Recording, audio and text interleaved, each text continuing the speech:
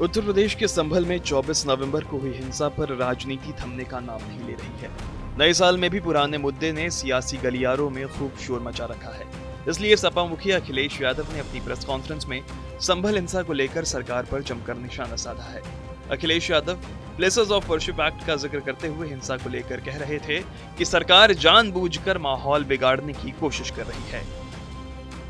जब आपके पास places of worship act है 1991, उसके तहत आप सर्वे नहीं कर सकते, लेकिन सरकार और अधिकारियों ने जानबूझ कर करी एक सोची समझी रणनीति और साजिश के तहत उन्होंने ये काम किया।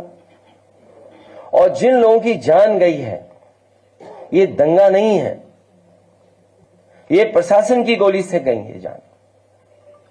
गोली अगर कहीं से चली है तो प्रशासन ने चलाई है। आज भी कोई सच्चाई नहीं जानता है कि आखिरकार जिलाधिकारी या वहां के बहुत सारे वरिष्ठ अधिकारी उन पर दबाव क्या है, किस कारण ये इस तरीके का काम कर रहे हैं। इस दौरान अखिलेश यादव ने अधिकारियों के सस्पेंशन की बात में जाति वाला एंगल भी जोड़ दिया और सरकार की मंशा पर कई सवाल खड़े कर दिए। जब हमारी पार्टी के विधायक और लोग गए मिलने, तो उसके बाद सस्पेंशन हो गया अधिकारियों का, और सस्पेंशन भी जाति के आधार पर हुआ, और फिर बैलेंस करने के लिए फिर एक सस्पेंशन किया गया। ये कहां की सरकार है?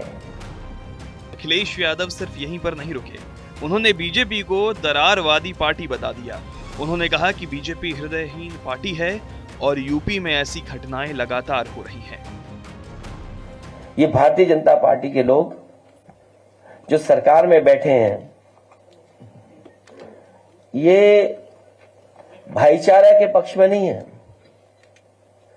ये दरारवादी पार्टी है। भारतीय जनता पार्टी दरारवादी पार्टी है, दरारवादी पार्टी। इनके लिए इंसान के जीवन का कोई मोल नहीं है, क्योंकि उसी से वो राजनीति करना चाहते हैं। और तब जब ये नारा लगाते थे कि जीरो टॉलरेंस है, जीरो टॉलरेंस की सरकार है, इस सरकार में न्याय मिलना और न्याय के साथ साथ लोगों की सुनवाई हो, इस सरकार में कहीं दिखता नहीं है सुनवाई भी। भाजपा सरकार के दो पड़ले हैं, एक है पीडीए के खिलाफ अन्याय और दूसरा है भ्रष्टाचार। अखिलेश यादव के लगाए गए आरोपों के बाद बीजेपी की तरफ से भी पलटवार करने में देर नहीं की गई। बीजेपी कह रही है कि अखिलेश संभल की सच्चाई को स्वीकार नहीं पा रहे हैं। अखिलेश जी संभल के सच को स्वीकार नहीं कर पा रहे। संभल की खुदाई से जो तथ्य निकल करके आ रहे हैं, उसको स्वीकार नहीं करना चाहते हैं। मजहबी वोट बैंक के तुष्टीकरण ने अखिलेश जी को इतना अंधा कर दिया है कि वो संभल की डेमोग्राफी के चेंज को भी आज महसूस नहीं करना चाहते। संभल में संविधान के तहत बनी हुई न्यायपालिका के आदेश को पत्थरों से कैसे चुनौती दी गई, उसको लेकर के एक बार अखिलेश जी के मुंह से बोल नहीं फूटे। वो उन पत्थरबाजों के, अराजक तत्वों के समर्थन में खड़े हैं। वो उनको न्यायिक जांच पर भरोसा नहीं है, उनको एसआईटी पर भरोसा नहीं है, उत्तर प्रदेश की पुलिस पर भरोसा नहीं है, सरकार पर भरोसा नहीं है। अखिलेश जी कोर्ट पर तो भरोसा करिए, कोर्ट जाइए। अगर आपको लगता है कि कोई तथ्य है तो कोर्ट जा सकते हैं। ये प्रेस कॉन्फ्रेंस करके लोगों की भावनाएं भड़काने का प्रयास अब सफल होने वाला नहीं है। ये मजहबी गोलबंदी की राजनीति अब सफल होने वाली नहीं है। संभल को उत्तर प्रदेश की पुलिस ने बहुत संजीदगी के साथ संभालने का काम किया, वरना आपकी सरकार होती तो संभल में आसपास में दंगे होते जो महीनों तक चलते, जैसे मुजफ्फरनगर में हुए। तो वहीं दूसरी तरफ राजनीतिक लड़ाई से अलग संभल के दंगल में एक नया ट्विस्ट तो तब आ गया जब संभल की जामा मस्जिद के पास जिस जमीन पर स्थायी पुलिस चौकी का निर्माण हुआ, उस जमीन पर दावा करने वाले शख्स मोहम्मद खालिद ने अचानक पलटी मार ली। उनका कहना है कि पुलिस चौकी की भूमि पर उनका कोई मालिकाना हक नहीं है।